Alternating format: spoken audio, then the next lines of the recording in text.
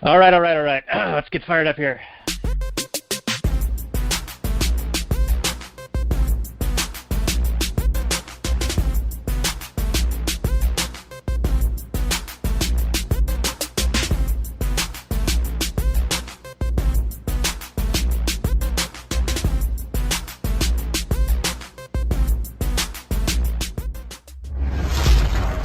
Maximum freedom.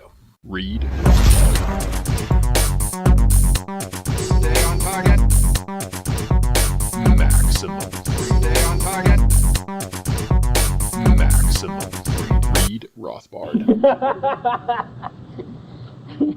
Hello and welcome to the next edition of the Actual Anarchy podcast, the podcast where we talk about movies from a Rothbardian Anarcho-capitalist perspective. And tonight is a very special night because, well, Robert, they're coming to get you, Robert. They're coming to get you, Robert. That's right, everyone. We're going to do the Night of the Living Dead, both the 1968 version and the 1990 version, and we have a special guest who's going to join us. But first, I want to tell you a little bit about a project that we've been working on, us and our fellow podcasters in the libertarian circles.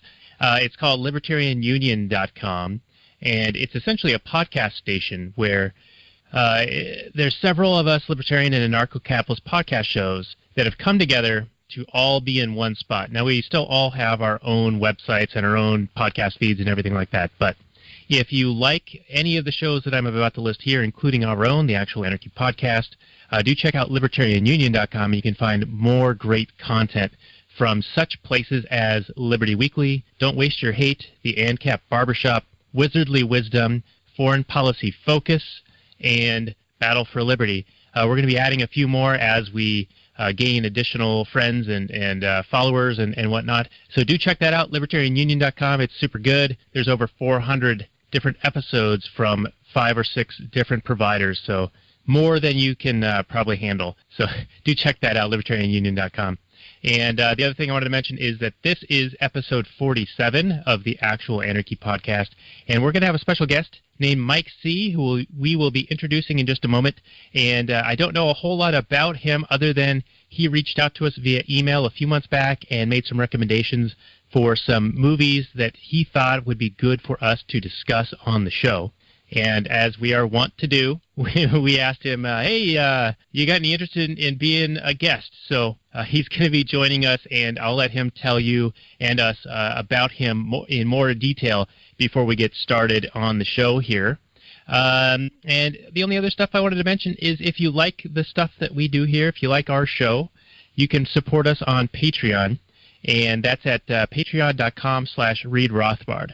And I know that it's a bit of a motivator for us, so if we see some activity there or on our Facebook pages and whatnot, it kind of gives us a little extra gusto to keep on trucking or keep on, is that what they say in, there's a movie with Will Ferrell saying keep on trucking. Oh, Old School. That's right, Old School.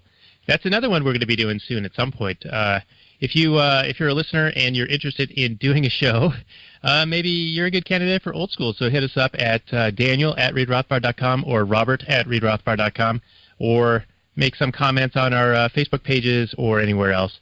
And with that, why don't we have you introduce yourself to our audience and tell us your sort of libertarian journey into becoming an ANCAP, if that's how you self-identify today. Well, I'm about as libertarian as I am sort of vegan. So I eat rescue eggs and oysters, and I'll have nachos when I'm at the bar. So there's a few aspects of my libertarianism that are that I cheat on, just because of I'm just pragmatic about sort of where we need to go from this position, right? So I mean, ideally, I'd like to see zero subsidy, some sort of basic healthcare bottom line, and then I guess a negative tax, the way Friedman was talking, like what's it called, universal basic income, to transition from where we are now to something better. And I don't know what that better thing would look like. If we could get to some sort of purely voluntary society, that would be fantastic. But I'm realistic about the nature of violence and authority, I guess. Okay, interesting. So it's more like the end goal would be a totally voluntary system, but you're talking about like steps to sort of dismantle the current overarching state and just give it some smaller pieces to kind of wean people off of it? Yeah, absolutely. Because I mean, the transition would be pretty awful for a bit unless everyone clued in to responsibility. Like, Monday morning, everyone was like, okay, I think I'll be responsible for my own existence, instead of identifying with some sort of group, system. And I don't know, maybe we do, like, I don't know if I, necessarily know, I guess. I don't know if I know whether or not human beings can exist like that. So, since we never have, or we haven't since people have started, like, collecting money and stockpiling grain and having a church to put the grain in and then doling it out and saying that that's, like, charity, even though you gave it to them in the first place. Like, these systems are just so entrenched, it's very difficult to see us, to know what we would do without them, without dismantling. But Mike, I mean, like we were talking about before with the boiling frog, I mean, if there's anything we've learned from the past, human history, is that human beings are amazingly adaptable. Oh, absolutely. We become accustomed to what's the new level of tyranny, or what's the new level of freedom. I think we'd be equally adaptable to getting the Social Security net pulled, or the social safety, yeah, that kind of crap pulled away from us, and then, oh no, all of a sudden I have to do something. I think human beings would respond to that. No, I'm positive they would. I just I think that a lot of people aren't capable of taking care of themselves in this generation without, like, this, I don't know, I don't even know how to describe it. It just seems like everybody's got kind of a group think going on the way Orwell was talking about. And perhaps they're penned in a little bit too much right now. Like, yeah, they're so dependent. Yeah, and like, yeah, our vector should be no government. Government exists partly, at least, because violence exists, and people use it to dominate each other. So I'm not really sure how we would get away from that overnight. And it isn't even the economics necessarily. It's just the fact that people won't adhere to a non-aggression principle because they've been trained not Well, to. the state doesn't even get recognized as violating the non-aggression principle, though. No, I know. That's kind of our job. It gets couched in freedom and just the way things are. I mean, they don't get called out on it. Yeah. No, I mean, the guests in your show, you're probably preaching to the choir anyway, right? So, like, I'm with you guys on Anarchy. I'm just trying to think of, like, whether or not I will see it in my lifetime. So Mike, how should we refer to you as? Are just Mike C? Mike C is fine, Mike. Okay. And you had right, mentioned that you have a SoundCloud. Is that like music or a show or? Yeah, no. I just I put together some music, some electronic music. We got some sound bites in there. It's called Mechanical Dream Revolution. Is the name of the channel. And you might like it. I got an album called Stir the Pot, and it's got a girl with in front of a Christmas tree, and it's just a taxation theft. And it's just like a workout mix I put together with a bunch of electronic stuff. You might actually like it if you like the intro music. Yeah, I like it already, actually. So I'll check that out. Send me a link in an email, and then I'll put it in our show notes page, which can be found at actualanarchy.com/47, where we're going to be talking about Night of the Living Dead. So why don't we get into that? And if you're familiar with our show, we generally start out with a Google description. I'll give it a read, and then we talk about how ridiculously wrong it is. And in the honor of doing two Night of the Living 1968 version and a 1990 version, I think we'll do both of them, if that's all right with you guys. So do you want me to read both before we make comment, or should we do one and then comment and then do the other? How you feeling, guys? Both. My vote's both. But, I mean, democracy is sort of a soft version of communism after all. That is true. Yeah, I should just dictate how this is going to go here. Use your own judgment, Daniel. Yeah, individual choice. And I do want to mention George A. Romero. He just died recently, right? Like 2 months ago, maybe. So this is a bit timely. That, but yeah. Mm-hmm. I'm really hoping he gets reanimated somehow. I mean, it really seems fitting. Yes. Zombies. Yeah, exactly.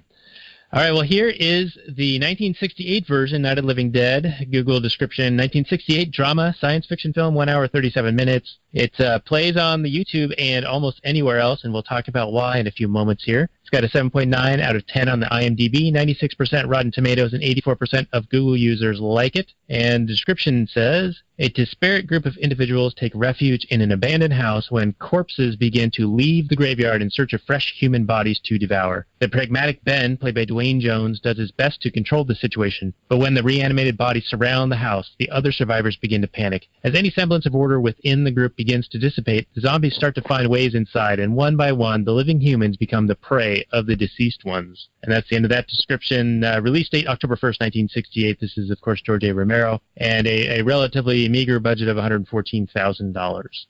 Nothing. Yeah, it went on to make like $30 million. So without copyright? That's amazing. Yeah. Yeah, that's right. Yeah, it went on to do quite well, and I'd argue that if it had a copyright, we probably wouldn't be talking about this movie today. No, we wouldn't. I mean, zombies wouldn't be a thing. Yeah, our entire pop culture would look very different. It wouldn't be like a Game of Thrones or a Walking Dead. I mean, I could do without the sort of fifth, sixth seasons of Walking Dead. That'd be fine. Yeah, we watched the first 3 or 4 and then just kind of gave up on it. We didn't get to the is it the Nagon? Is that his name? Yeah, Negan. I mean it's just analogies for government over and over, but it's not like the writing is just lazy.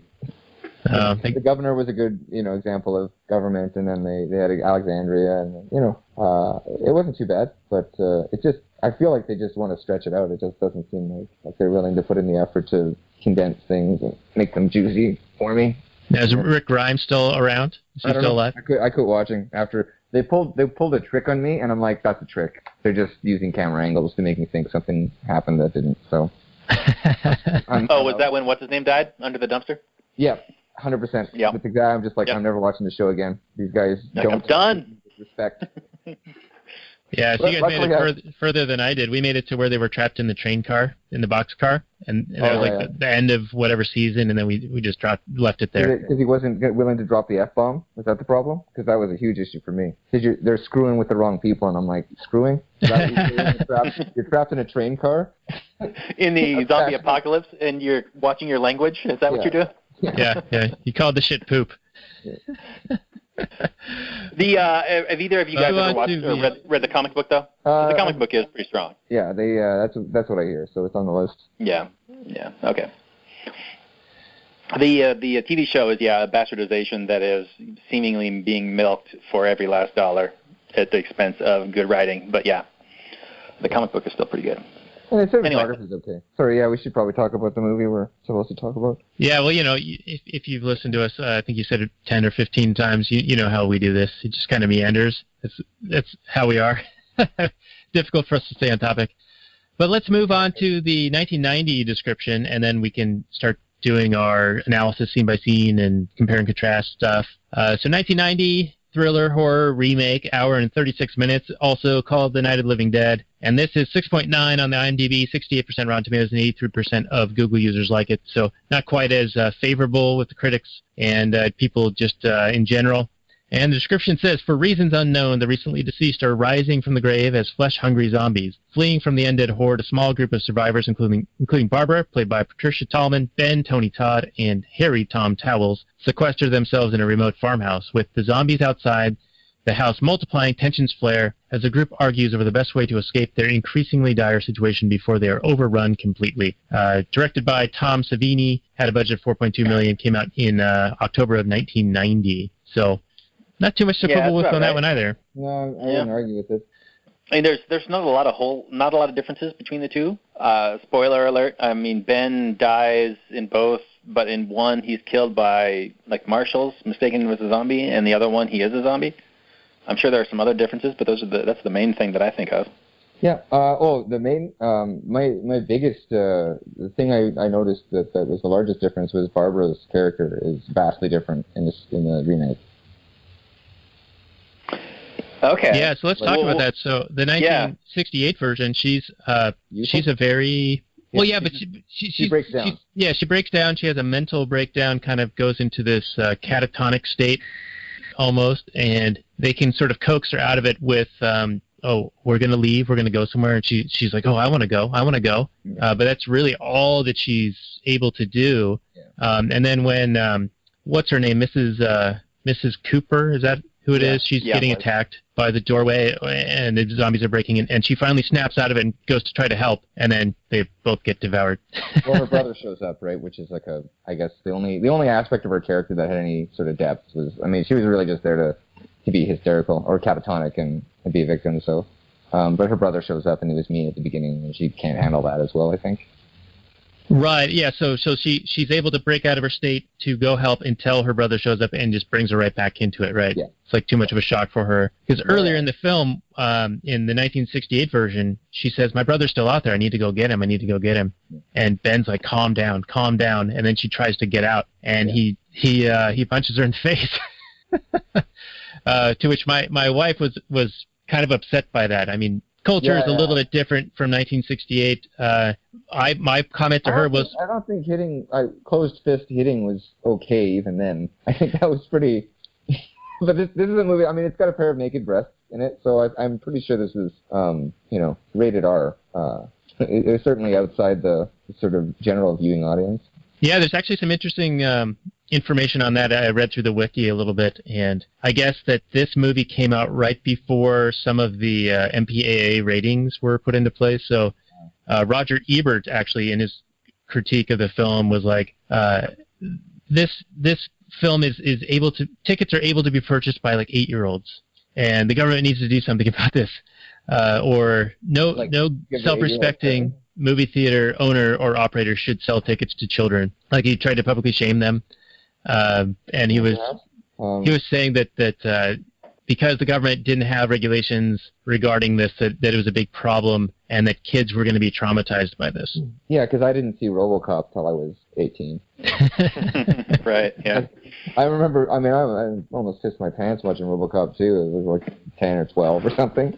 Like, it's just ridiculous. The immediate response is always, well, we need to stop people from doing this with some use of force. I'm like, well, why don't you just tell our parents to be parents if you're worried about it? And if not, then I don't know. I'm not sure why Big Brother is going to solve that problem for you.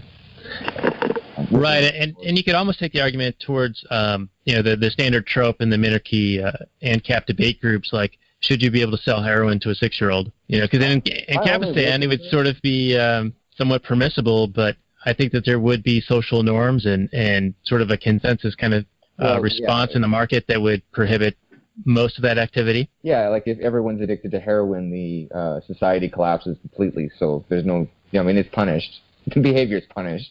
Right. I mean, my concern, I guess, would be for like people that can't, sort of sue in a purely sort of civil system, right? So if somebody's murdered, but they're an orphan, there's nobody to sue for wrongful death, right? Those are the minutia. But I mean, like, how dangerous could a group be if that's what they're arguing about? I say we give them a shot we give Anarchy a shot if they're worried about the minutia of who's going to build roads. I mean, that doesn't seem very violent or dangerous to me. Right, if that's the extent of our problems. Yeah, and like everybody else is arguing over who gets to have the ring of power, and we're just kind of like, well, what we need to do is carry it to the fires of Mordor and of Mount Doom and throw it in to get rid of it forever, right? So yeah, I'm ready to throw that ring in. Yeah. And speaking of rings of power, I just pulled up an image. This is the title shot of The Night of the Living Dead from 1968, and there's something conspicuously missing from this, a certain ring with a C in the middle of it, and that is a copyright, and we'll be posting a short YouTube article or video about this in the show notes page. But at the time that this film was made, it was originally going to be called Night of the Flesh Eaters. Is that right, Mike? Yeah. I don't know. That's what the internet told me. Okay, yeah. So the internet is never wrong. And apparently a movie called The Flesh Eaters had come out just a few years prior to this, and Romero had wanted to call the film Night of the Flesh Eaters, but because it was too close to the name of the previous movie and they didn't want it to be too similar or be thought of as an extension of that film, and it may have had its own copyright argument to prevent him from doing it, when he went to his distribution company, they decided to change the name of the film to Night of the Living Dead. And in doing so, they remade this title screen shot, but without the copyright information. And according to the 1909 version of copyright law, you actually had to have that copyright exhibited in the first public showing of whatever the work is. Otherwise, you lose the copyright forever, which, I'm all for that. That's great. But in 1976, 8 years after this film came out, they switched it around to now it's more of everything is sort of by default copyrighted, and you can enforce, with the boot of government against anyone else using any of your content. And YouTube loves to do this all the time. We we get copyright strikes often, early and often. Like just pictures or? Pictures, or sometimes we did the Man of Steel one recently for episode 46, and I had the trailers playing in the background on our Patreon video, and that got flagged 3 times for copyright. You'll find that generally when a studio is sensitive about criticism because the movie's horrible, they don't like anything outside of the studio's sort of PR using images. So that's what I've noticed, is that it generally happens when everybody's panning a film. Oh, okay. They start the copyright because they don't want the word to get out or any kind of dialogue, right? They want people isolated and told what they're supposed to. I mean, it's kind of like school, right? Yeah, we weren't particularly kind to that film. Man of Steel. Well, I don't think a lot of people were. That's the thing. So, I mean, I'm sure Screen Junkies was allowed to use it if they did do an honest trailers or something. Speaking of the Fall of Hollywood. Yeah. I actually did do a dispute of this, saying it's fair use, and these are the publicly available trailers of the film, and I did not even use the audio; it's just playing in the background, and they still denied it.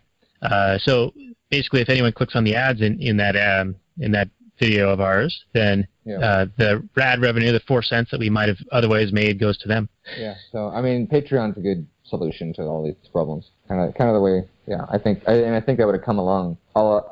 It would have come along a lot sooner had we not had the whole Napster sort of shut down and Metallica getting involved, and when copying information and sharing it became readily available because of the technology. I think the consumer and the artist would have found a solution amicably, quickly. I agree. Robert and I were back in college pretty big users of the old Napster, and it's one of those things that as soon as you get into it, you're like, oh my gosh, I can get anything I want. So then you kind of go on this like binge, right? And you get hundreds or thousands of songs from wherever. But then you sort of get maxed out, and each new like search or download is like, is it worth it? Do I really want to expend the 2 mouse clicks to get that song? I don't know. The marginal utility becomes so infinitely small. For a DJ, it would probably be, it would be useful, but there's a point at which you start curating your free stuff. But like, I think that you would eventually be going, okay, well, maybe I should give this artist some money or something, or and I'm sure that it was the studios that pushed the government, because they're not the studios, the producers, the what do they call it, the shirts, the suits, right? The distributors. Yeah, they don't actually do anything. They don't produce anything. They just distribute it. And I mean, that is a service when you're moving physical copies of something, and you need that network. But I mean, once we have it digitally in place, they should have just disappeared and found better jobs, different jobs. Yeah, that's another instance of a dinosaur industry trying to hang on to itself, hang on to its place using government force. Well, and we waited so long for Patreon, and Patreon's finally here, right? I mean, it seems like that should have happened 20 years ago, and now it's being sort of leaned on, right, to stop, to regulate itself before the government steps in and regulates it for you. Right, which they're wont to do. So, Robert, I know you have some of the copyright rant, so I'm going to just wind you up and let you go on this, bud. What? You need copyright, apparently. Yeah, copyright. I'm not really sure what you want me to do, Daniel. It's difficult for me. I mean, I don't want to use government force to enforce my, protection of any kind of an idea that I have, that once I put out there, it's fair game. But at the same time, it is kind of difficult to make a living as an artist in this world where you are, I mean, as a consumer, you appreciate a thing, and you're like, well, if I don't contribute to this thing's existence, then it's not going to exist anymore, and there won't be any more of it. Yeah. And so then you're like, well, I guess I better pay something. But at the same time, you're not really, it's hard to say. For me, I mean, theoretically, copyright is, it's government force. Yeah, well, you can't duplicate a live performance, so there's that. Very true. Very true. And maybe as art, we get more along the lines of you need to adapt to the market, and you need to create something that isn't easily replicable digitally, or you rely on people's understanding of this is how they make a thing. But I'm struggling to find my rant, Daniel. Well, you're basically highlighting the free rider problem, right? I feel like Well, but no, yeah, that's somewhat true. The free rider problem. There is always that issue of distribution. If the piracy market distributes the product better than the artist can, then that's generally how it's going to get to the public. But at the same time, a lot of I'm not going to say a lot of, but there's a big problem with copyright, or they say problem, but a lot of video game makers have issues with not only piracy, but also YouTubers. And I think I've talked about this on the podcast before, where like the entirety of your game is simply like a narrative experience, and then a YouTuber will play through it, and you'll get the entire experience just by watching the video. Or that person wasn't going to play the game anyway. Yeah, exactly. A big portion of that population isn't going to play the game anyway. Or I just had a thought. I'm sorry, I just lost it. Wouldn't play the game anyway, but that video not only serves as advertising, or that it absolutely serves as advertising. I mean, PewDiePie. Right. So a lot of people will surf like a torrent website, and they'll find a video game that they would have never paid for otherwise, or never even found out or heard of. But they'll download it, try it, and then go ahead and buy it if they want the legitimate copy. Or maybe the legitimate copy, has some features that the pirate version doesn't. It's essentially treated like a demo. There was a game. It was called Game Dev Simulator, which is basically a very simple simulator, like an economic simulator game, business sim, where you make video games. They released a pirated version that people could get that wouldn't let you get past a certain stage in the game because pirates were stealing all your game. So you couldn't sort of beat the game because and so the people that had stolen this game, or stolen it, whatever, had got the game for free, however you want to say it, were writing the company to find out what was going on. Like, yeah, it's a pirated version.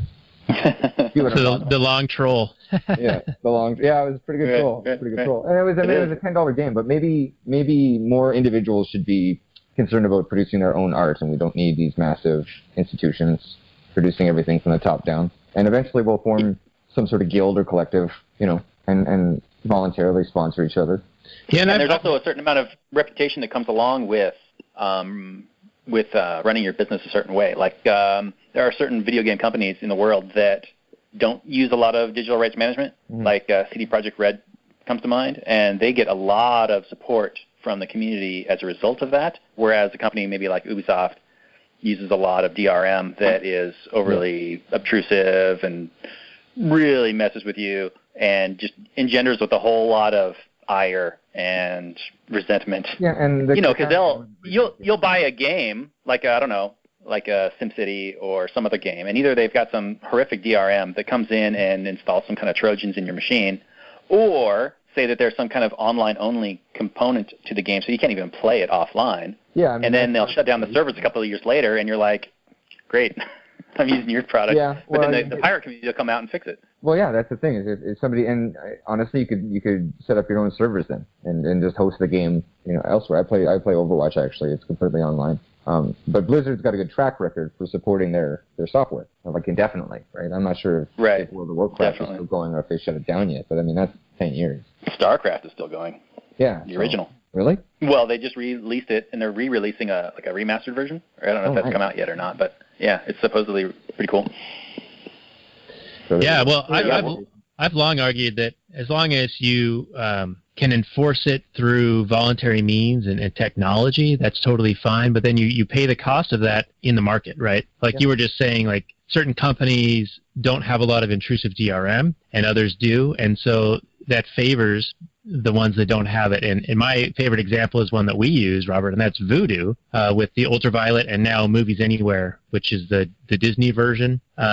As compared to Amazon Prime or Netflix or iTunes and those sort of isolated ecospheres or little sandboxes that they build that have a lot of DRM, make it very difficult to share content, that gives Voodoo an advantage for me to want to purchase my content through them because I can now share that with you and a few other people. Yeah.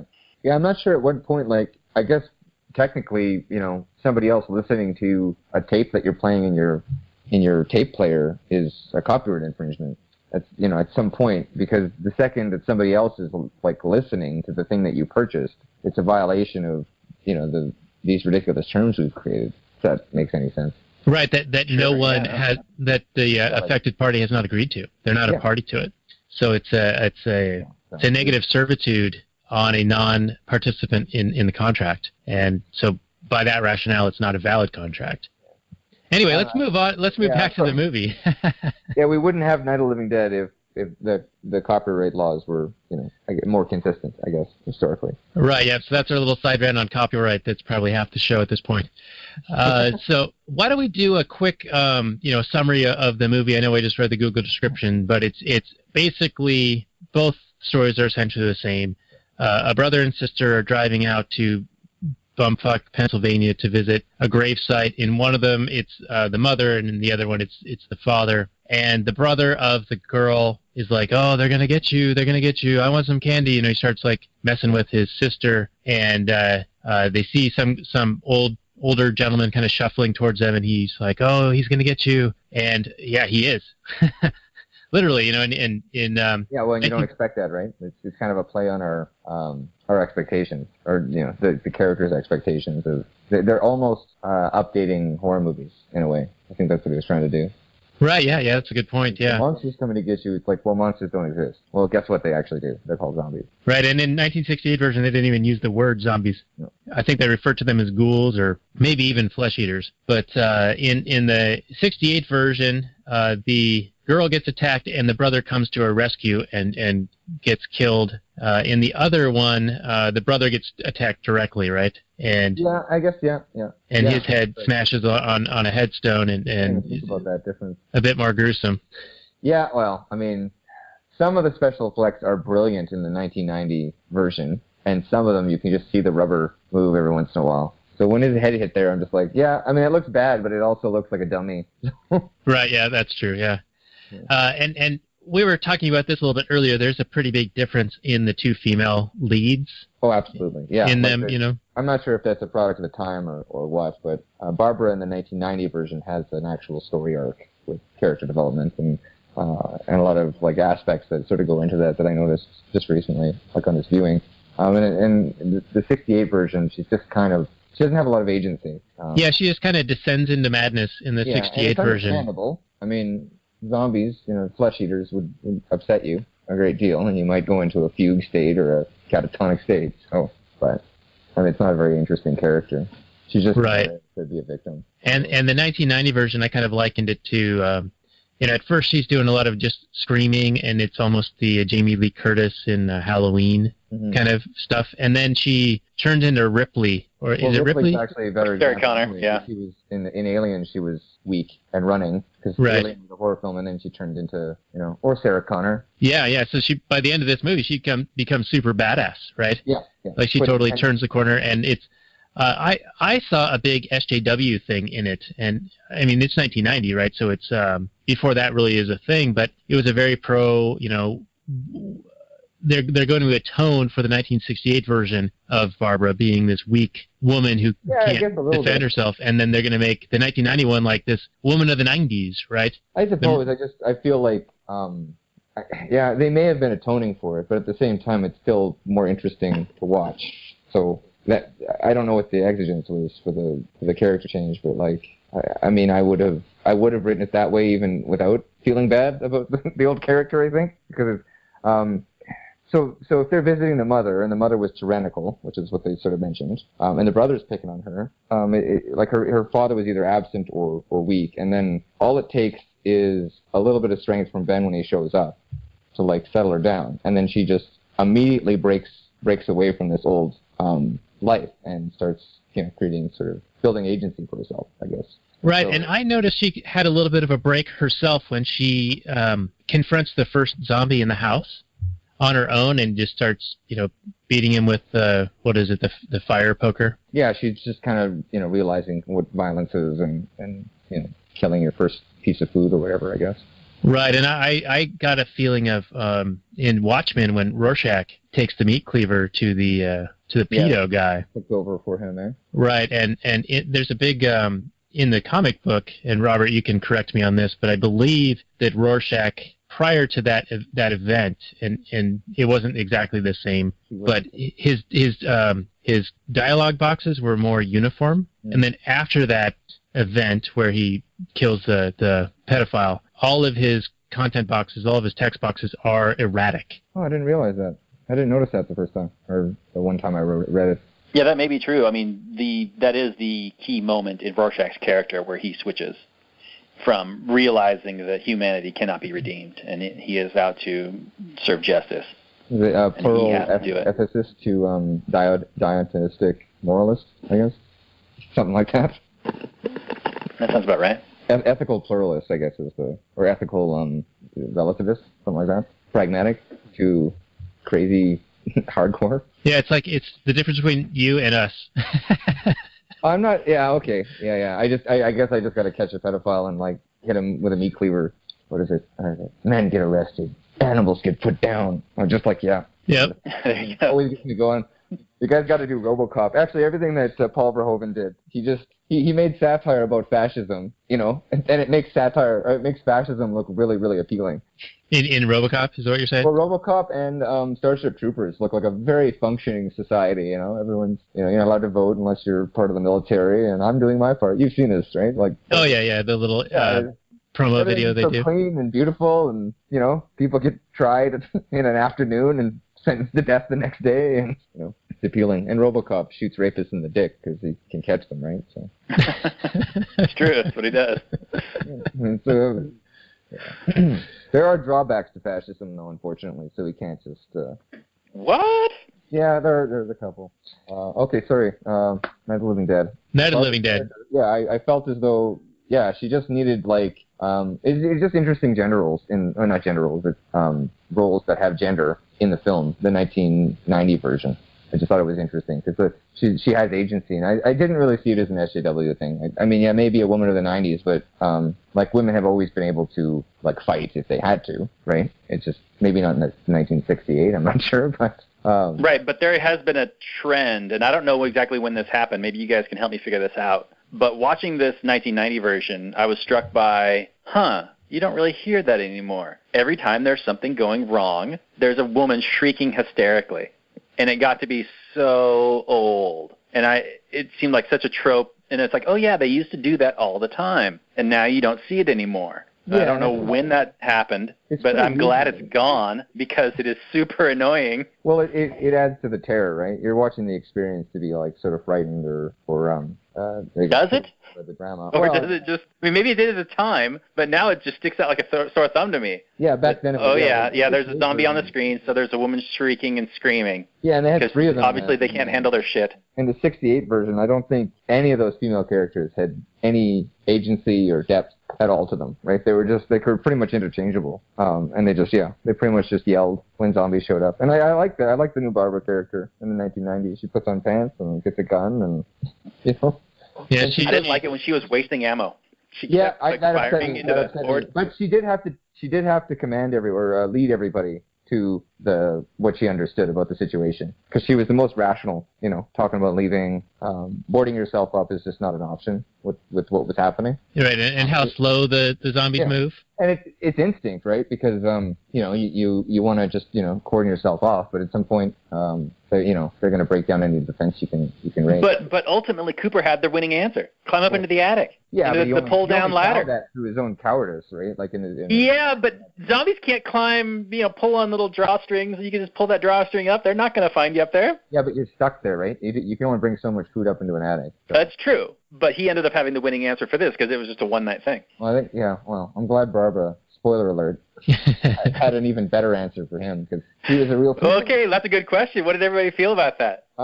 He broke a few naps, I think. I mean, I'm trying to think of an example. He did try to take her gun away at one point, and in the middle of a crisis, which maybe didn't. Yeah, she was using it at the time, and she needed it. And he wasn't cooperative, so that's fine. Maybe that's not punishable by death, but he didn't cause necessarily the house to be overrun, but he didn't. He contributed to the downfall of their defenses, and he directly inhibited the survival of more than one character. So, I mean, I might. Yeah. Well, he shot at her. You're giving her a pass? No, 100%. Yeah, he shot. I mean, it's understandable because it's his daughter, but he shot Ben, and we all like Ben, so. Yeah, and he shot at her, and she was the one who ended up killing the daughter, right? Or putting the daughter down. Yeah. Did she? Oh, I yeah, think yeah, so. she did. Yeah, that was a real cluster F of a situation. Yeah, so in my mind, We're on this podcast. Okay. when she encountered Cooper at the end, I thought that he would still be upset about her being the one who put his daughter down, and so she would, like, he said, "Oh, you're here," or something like that, like something somewhat friendly. Yeah, he's a pretty wooden character, though. He's kind of quite a jerk for being Right. fake. I think because, you need an antagonist. Yeah, he certainly was a big jerk. Now, one last thing on the 1990 Barbara, and then we can move on to some of the other stuff. I didn't realize that she had any lines until about a third of the way into the movie. Like, all she did was shriek and scream for the first 20 minutes. The 1990 version? Yeah. Yeah, because I just think that makes a better, arc for her, right? And it's pretty reasonable to just, lose your shit when people are eating each other in front of you. Or, Right. And her brother, already... yeah, but her... No, I mean, her brother is forgotten in the 90 version that I saw. Was he not in the 68 version? Yeah, he was. He shows up at the end as a zombie. Oh, okay. And she goes back. She regresses. Yeah, puts her over the edge. Yeah, we're not quite there in the playback behind you there, Mike, which Robert cannot see. He's only connected via phone. Interesting. Hiding his identity. That's good. Good tactic. I like it. Right, so... Go ahead, Robert. Well, this movie is famously deep. It's been read into and analyzed from a variety. I think it's deeper than the artists intended it to be. Yes, there's been a lot of reading into. Yeah. Do either of you guys see a lot of these themes that people are talking about? They see it as commentary on racism or capitalism? No, I didn't see it as racism or capitalism so much as more of an abstract. I mean, okay, so as a side note, Romero, I don't know if it was Romero or the casting director, I saw a documentary, and they talked about, they hired a black guy for the role because he was the best actor that auditioned for the role. So, I don't know, it's some sort of meritocracy figuring out the whole diversity issue in film. I was pretty happy about hearing that they just simply hired the sounds good. Sounds about right. for the role. That's fantastic, right? So yeah. I don't think, I mean, obviously, you couldn't really cast a different guy for that with the politics of filming, in the 1990 or whatever. But I don't, it wasn't really supposed to be a thing. It wasn't really an issue. And there was a little bit of that in, I don't know, I didn't really see the antagonism between Cooper and Ben as being racial, really, in any way. Maybe I'm just being naive, but I feel like they had kind of a class sort of disparity, I think, to begin with. Well, it had a strategy difference was the main thing that I saw in the 1990 version. Yeah. That was the main draw of, I believe this is the best way to go, you believe that's the best way to go. And I like that Ben was very much, he was anarchic about it. He was like, well, if you believe that, you go ahead and go do that, and then I'll go do this thing that I believe, and we'll be fine. No, 100%. Yeah, it's just, you be the boss down. And they say it in both movies. You're the boss down there, I'm the boss up here, which is not necessarily anarchical, but it gets the point across. Yeah, I guess there's sort of a middle management feel to Cooper and a working class feel to Ben, even though he's wearing a collared shirt in both films. Ben seems like he's a little bit lower than the sort of the cushiness that a buddy shows up. And in the 1990 version, Cooper's wearing a disheveled tuxedo, right, or a black tie. So I mean, he's obviously a little bit. I didn't even notice that. Yeah, so there is a little bit of a comment, not necessarily on the economics, but on the mindset of people in different sort of social statuses, which I don't think is negative to the movie at all, because that's true. I mean, a lot of people are detached from survival instincts when they're like that. When they're right. I mean, that could be a commentary on, hey, you've had a cushy life, or at least you live in a different world. You're not accustomed to getting your hands dirty and whatever, fighting for your life and whatever. And I kind of sort of am. And it wasn't like some evil factory owner or something, But I do see zombies as an abstract metaphor for sort of groupthink in society, and the individual is fighting off society their entire life. Until they end up in a farmhouse just sort of boarding up windows and hoping that they don't get in, and can form them. Yeah, go agorist, right? Yeah. Well, and the irony of pretty much every zombie movie I've ever seen, there's always the orgy of them eating people at some point. There's always the institution, their facility being overrun, and before that, there's always a breakdown in the group's hierarchy or government. And it's because, well, in my opinion anyway, this is what I gleaned from it, is that if you're an individual, you're a group of individuals fighting off the groupthink, horde, what stands most in your way is the fact that you can't cooperate because you're not zombies. Everyone's got their own little sort of opinion. So it's an interesting, sort of play with the different competing philosophies, if that makes sense. We don't want to be zombies. We don't want to be zombies. We don't want to have total, total. But do you think it's a commentary on collectivism versus individuality, and essentially that the zombies end up killing a whole bunch of the individuals? Yeah, because they always win, right? That's that's kind of why I think people are afraid of zombies. That's what rang true when I stopped being afraid of them when I realized where that fear was coming from for me personally. So the way you can be afraid of a horror film. I mean, I'm not super afraid of it, but it is kind of a scary notion being outnumbered like that with no appeal system. Kind of the way Body Snatchers work as well. The 1970 version, not the Red Scare one. Yeah. Now, do the zombies actually win in either of these though? Because isn't it the redneck posse that ends up coming in saving the day in both? Yeah, they do. They do sort of. They always piss me off. How bad at shots all these rednecks are. This gun culture. I'll buy that they're a bit hickish and that they're kind of uncouth and maybe not nice looking necessarily, but the idea that they'd miss a lot of shots or just be spraying ammunition all over the place just seems absurd to me for what is a bunch of people that are used to shooting weapons. Right. It is like a left mainstream. Romero wasn't a mainstream Hollywood type, but yeah, it is like Hollywood's interpretation of what a hick is. Yeah. And I just thought, when the zombies show up, you're going to rethink those gun laws. Yeah, exactly. Hope for more guns, yeah. So one of the things I noticed, and this may have perhaps been an inconsistency in the 1968 version, but that is that some of the zombies appeared to have some level of intelligence, and some had some athletic ability, some swiftness. Yeah. Like the first one that chased her out of the cemetery was pretty spry. I mean, it was coming after her and moving. They had bricks. Right, yeah, they're smashing out windows and smashing out the headlights. They didn't like light, and so they were smashing that. They smashed her car window to get into the car. There was also another one that picked up it looked like a rope, but perhaps that was supposed to be human entrails, perhaps.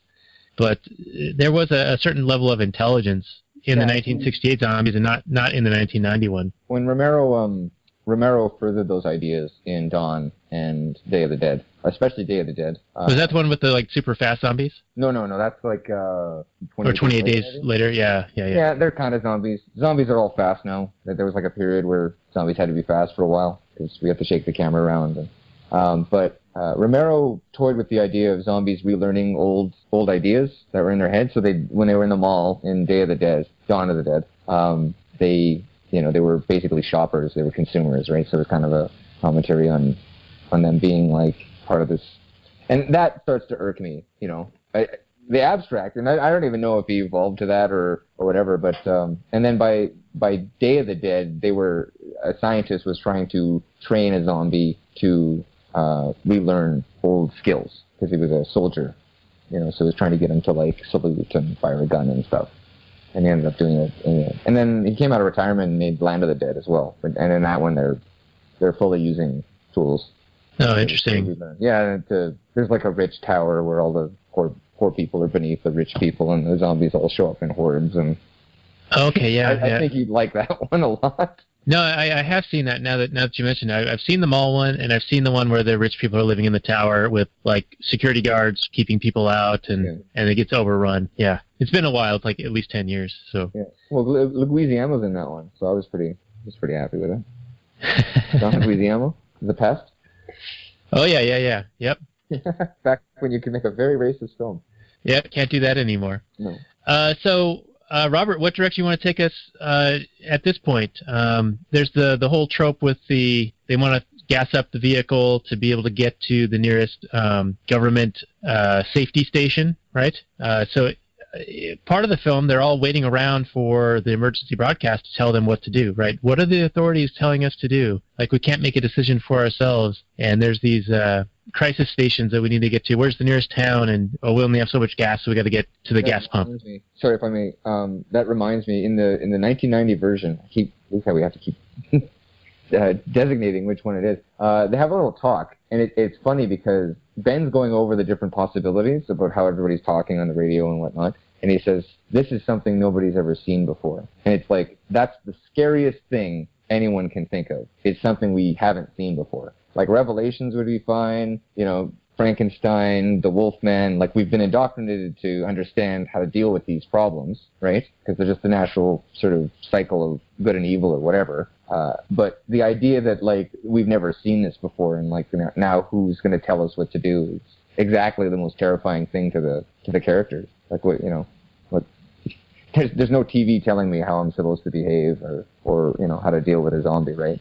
Right, yeah, the great unknown is the most scary thing, right? Yeah, in any good horror movie, is the thing unseen is the most frightening thing, because whatever you can imagine is going to be far more scary than what anybody can manage to put on screen.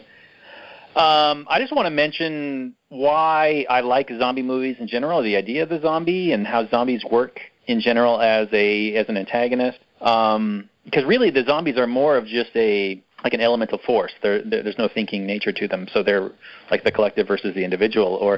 But it's really more about what this threat, the pressure that's being put upon the humans, the people that are still alive. So we get that the humans are actually more dangerous than the zombies. So like if the humans could actually cooperate, like they all have a vested interest in surviving.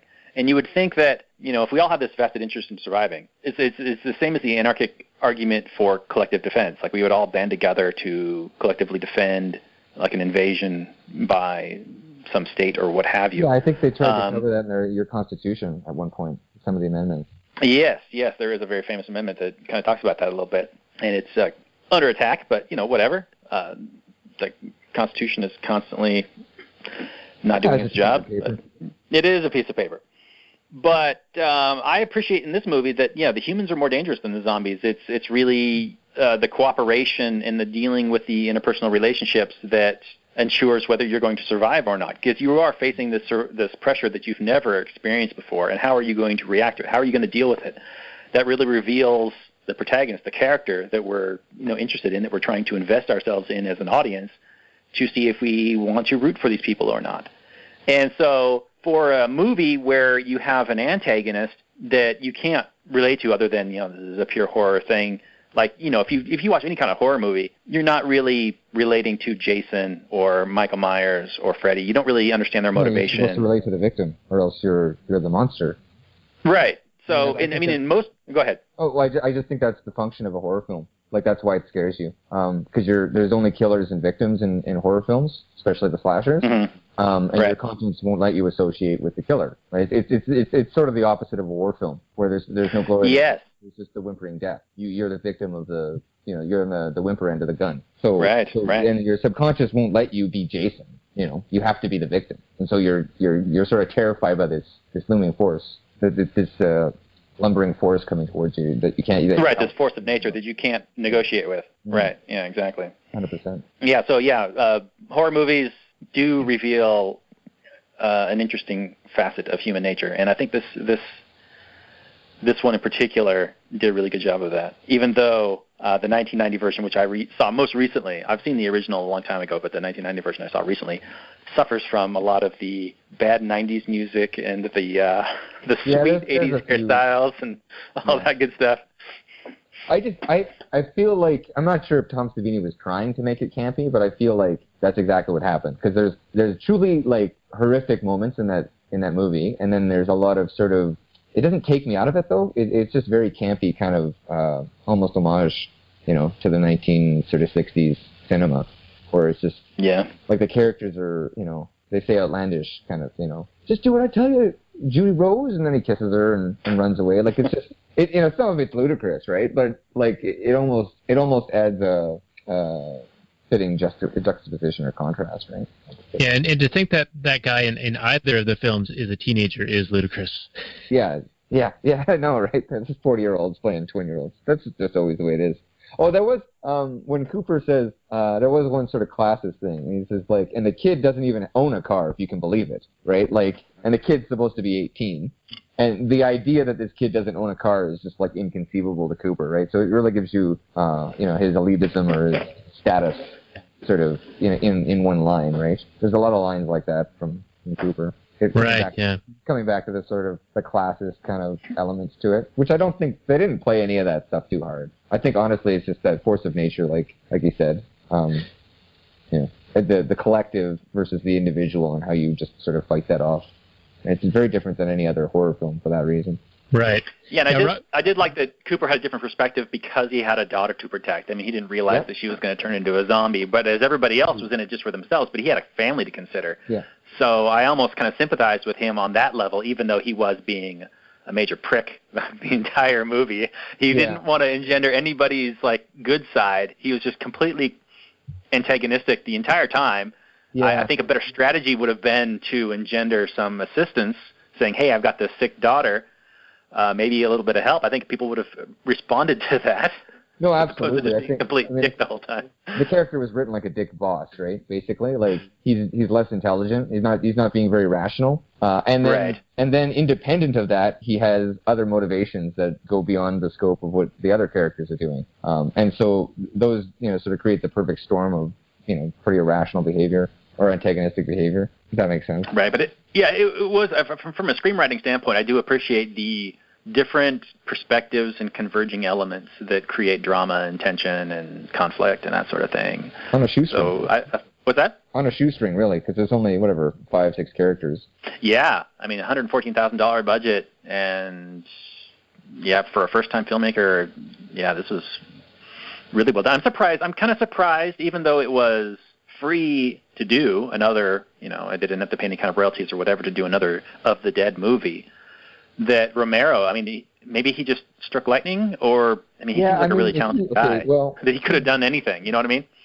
Yeah, that is kind of odd. He's not I really like his films. He did a bit of Creepshow, I think. Okay. He did other horror films and stuff like that. He just never made it big, because he's not, he's not like a Kubrick or a Spielberg, right? He's just pretty good. He just, he did catch a lightning in a bottle. I'm not sure if it's kind of like the Star Wars situation where, there's just a lot of other artists that you don't hear about that were contributing. Right. Or limitations. Maybe it was limitations. And he did, he came out of retirement to do Land of the Dead, and then he did Diary of the Dead and then something else. And they were technically proficient, but they were pretty bad movies, So, kind of take the shine off of his legacy for me anyway. So it sounds kind of like a George Lucas type of situation then, a little bit. Art's really good when you got a frame around it. If you don't hedge it in, then it's out of control. That's a good point. I like it. Yeah, well, what do you boys say? Should we start rounding third base here and make some final points, and then get into our rating system where we do black and gold or red and black? Oh, I wanted to ask you guys, that's not just economics though, right? Do you base it solely on the economy of the film, or is it just whether it's a thumbs up or thumbs down? It's essentially a thumbs up, thumbs down. I just because I was like I said, some of the best movies are propaganda. We get a lot of mileage out of terrible propagandistic movies for sure. Yeah, it's just fun, right? And if it's art, then that's fine. I got no issue with it. Yeah, I think our Man of Steel episode was actually pretty good, even though the movie was not. Yeah, get a lot of mileage out of it. And, some of the action sequences are kind of fun to watch. I wouldn't watch it again. Yeah. But even, I enjoyed Hacksaw Ridge for what it was, because it's just, on top of, whatever sort of context, it's also a very good sort of film, in my opinion, right? So I can enjoy the story, even if I disagree with the reason the story exists, if that makes sense. Sure. Yeah, no. Yeah. Absolutely. And a RoboCop's, pretty fascist kind of film, but it's fantastic to watch, So I'd, Well, half the most talented people in Hollywood are leftists. Commie leftist types. So. Yeah, and it's fine if they make art as long as they don't make decisions. Well, in a way, they sort of are making decisions if you believe in the whole what I'm saying, right? politics downstream to culture stuff. Yeah, if they weren't in bed with each other, if the media wasn't an extension of government, then it would be fine. And it is fine for a great number of artists that are not successful to the level of the hacks running Hollywood.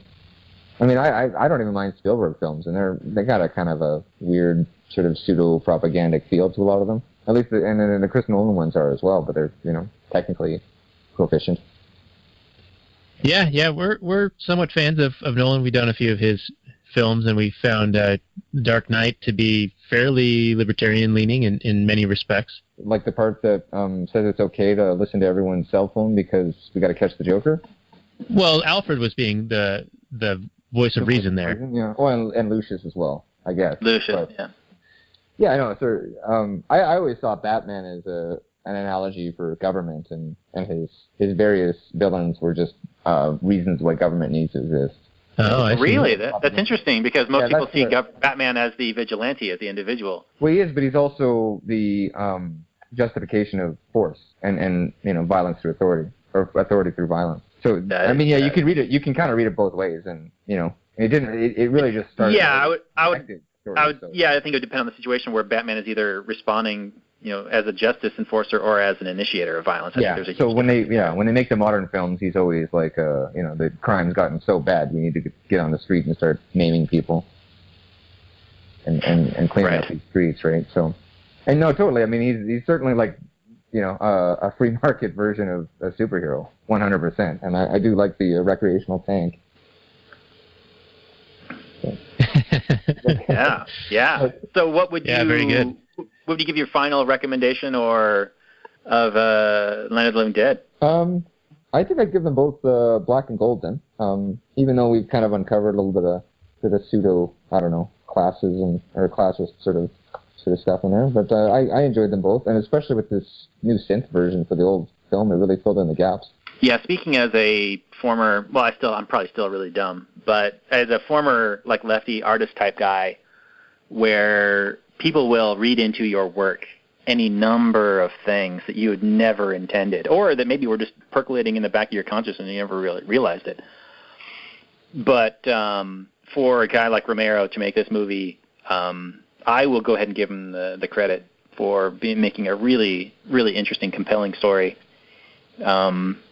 Prior to this, I know we didn't really mention this, but prior to this, zombie movies had been mostly relegated to the Haitian voodoo type style zombie, with movies like White Zombie and other things like that. Yeah. And he's the one that really kind of came out and turned them into flesh eaters, and before they were more kind of thrall type, do my bidding type creatures. Well, now they're more of a mindless. Like I said, the story was like you said, the story was more about the characters being pressured by the external sort of natural force. So that is kind of a different version of a horror film, just altogether. Yeah, so whether it was dumb luck or intentional or whatever, but these movies really came together for me. I really enjoyed it. I remember really enjoying the original 1968 version, and then the 1990 version I felt was a little bit cheesy for me. Yeah, it was a little bit 80s, 90s Hollywood type kind of crap fest, but still good. I mean, the story's the same essentially, so that's really cool. But I think I enjoyed the black and white better. I'd like to just still black and gold. Super movie, if I could, because there's elements of the 1990 I like. Even some of the dialogue's better, and some of the dialogue's worse. Mm-hmm. Right? Yeah, definitely. Do the improvements to the story. Do the Mike C supercut? Yeah, that's right. Get some synths in there. Do my own soundtrack. There he is. Yeah, that's right. That would be good. Well, my overall rating and review is also it's a split decision actually. I'm going to go 1968 black and gold and the 1990 black and red, even though they're mostly the same story, but there was such a big contrast in the eerie feel of the 1968 version versus the 1990. The 1990 was so camp, right? And I think a lot of that had to do with just the style of movie making at the time and the look and clothing style of what people were wearing at the time. I mean, probably I was in 4th grade then, so I was probably wearing this type of hairstyle and this type of clothing and looked equally ridiculous. But the 1968 one, I mean, it just kind of holds up more. I mean, they're just wearing normal kind of clothes. It doesn't really stand out as being really all that period. But the 1991 definitely does. I liked how the Ben character in the 1968 one, he had a lot more depth to him in that he was actually, like Robert, you had mentioned, the people within the individual group were actually more dangerous to each other than the zombies were until the zombies, finally broke in. But in the 1990 version, the Ben character is sort of tamer and the voice of reason. But in 1968, he's punching Barbara, he's punching Cooper several times, and then he ends up shooting Cooper. for not immediately letting him in. Oh, that's right. Yeah. Yeah, and it's like a vengeance thing, right? Because Cooper eventually does let him in, but he didn't let him in fast enough. I feel like there was. I'm sorry to keep interrupting you. There was a couple of moments in the 1990 version that almost felt like they were speaking directly to the old movie, like specifically that like I don't want to go out there with only him in here in the remake. So he tells Barbara he wants her inside because he doesn't trust Cooper, as though he's seen the old movie. Right? Oh, interesting. I know this guy. I watched it last time. Yeah, like you locked me out. I did this last time, so I'm gonna, And so they almost like sort of tweak the mistakes. Telegraph it. Yeah. Mm-hmm. And Ben gets a bit more development, I think, in the 68 version. Like he talks about how he ran over some zombies. Right. Yep. From Living Dead. And he says bodies flying. Yeah, and it's horrific for him, right? And so it's more development on his transition from being, a normal person to somebody surviving a crisis, which is, the zombies look like people, so that's probably pretty upsetting to somebody that doesn't want to murder people. Right, but you're right. There is that whole development with the Ben character because, he starts out being friendly and relatively, aware of what's going on and trying to come up with a rational, escape plan or a way to mitigate the disaster. But then he starts escalating in the violence, right? He starts with hitting Barbara and then hitting Cooper and then shooting Cooper. And then when the redneck posse shows up the next day, they mistake him for a zombie and shoot him. And then his transition is complete. He is a zombie. And then they show the still photographs over the end credits of him being dragged out and brought to the fire. And so that's like his entire arc. He actually became the monster that they were fighting against in 1968. That's interesting, actually, now that you mention it. Yeah, the remake did lose a lot of that sort of stuff and then gained a bunch of other stuff. Like I said, I'd like to see some... I guess I can just remake the film. Yeah, go for it. And there'd be lineups, on the street to be extras as zombies. Sure. They didn't even have to pay people in the remake to be zombies. Right, and depending on which part of town you go to, you don't even need to I could dress them up. Too much makeup. Yeah. Some places with a lot of mess. Yeah, and so the Ben character in 1990 version, he also becomes a zombie, but he's more of a he has that like laugh to himself, like the key's been here the whole time, ha ha ha, this defeatist thing. Yeah, but he's still kind of the good guy at the end, and then he dies and becomes a zombie. Yeah, Barbara yells at him and Cooper when he goes after Cooper at the very end, like, stop it, you stupid men. Basically, is kind of what I got from that a little bit, because they end up antagonizing to the point where like one of them has to die, and it does seem pretty like pig-headed at that point, like, but he's like, oh, you shot me, well, you're gonna get it now, like, so, and then he ends up downstairs basically and kind of has a laugh to himself and has a cigarette, and so they sort of bring his character back a little bit, but they do show like negativity there, I think. Yeah, and the other thing with the 1968 is that, and this will be my final comment, that we can close this down and potentially go into some Kathleen Turner Overdrive if you're game. You can turn the frogs gay. You get the wrap it up box. Yeah, that was the wrap it up. Oh man, I just might have lost it. I'm sorry, man. Uh-oh. Oh boy, what was it? We're talking about Ben being downstairs, having a cigarette, finding the keys. Yeah, finding the keys, and it's gone. Oh my goodness. That's my bad. Sorry. No, that's all right. It'll come up in the Kathleen Turner Overdrive, which we can go into shortly after we let our audience, Mike, know where they can find your work, and if you've got any potential projects in the future, we can certainly push them here on our site. I want all the money for the projects that I'm working on, so I don't want to tell anybody about any aspect of it. So I can produce something worth selling. But you can download my music on SoundCloud. I'll give you the link. And yeah, I'm proud of it. I basically just made a lot of it to dance and work out to myself. So, but I've gotten fairly good feedback from it when my 12 followers listen to it. All right, sounds awesome. And what's the name of that again? And then we'll also have it in the show notes page. Mechanical Dream Revolution, one word. Mechanical Dream Revolution. Yeah, okay. And the album, the better playlist I think that you would enjoy is called Stir the Pot. Okay, very good. And if you could define a genre, what would you call it? I have a mix of electronica and classical music. Classical. Okay. Sort of classical, some classical loops mixed in with sort of trance, hard trance, and earlier I was doing some breakbeat and some acid trance kind of stuff. I did a dubstep version of For Release, I think, at one point. Very nice. Yeah, so some of it's pretty cool. Yeah, we'll definitely check that. I'll probably be listening to that as I edit away on this very episode, which is actualanarchy.com/47 Night of the Living Dead. You can find more of our stuff at actualanarchy.com. And if you like what we do, support us at actualanarchy.com/tipjar or at our Patreon page, patreon.com/readrothbard. I'd like to thank Mike C. for being our guest. And I do remember what the thing is that I forgot, and that is the 1968 version is far superior because it ends on such a downer. It's sort of like The Empire Strikes Back, where everything is like there are no winners in that one. And in the 1990, you get the Sarah Connor survives at the end. So for me, that just pushes that black and red, and so I go black and gold on the older one. So super good. I'd like to thank our guest and our audience for joining us. And Robert, any final words before we go into the Kathleen Turner Overdrive, Turn the Frogs Gay, and our Patreon bonus content for our supporting listeners? No final words. I really gotta pee. Move it on. Wrap it up. Wrap it up, son. All right. Thanks for joining us. Peace out, everyone. Peace. Later.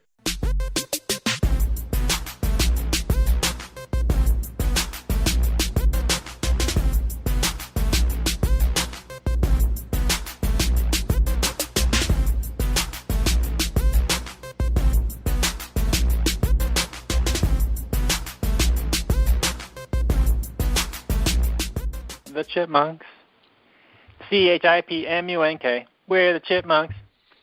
Guaranteed to brighten your day. Do do do do do do do do do do do.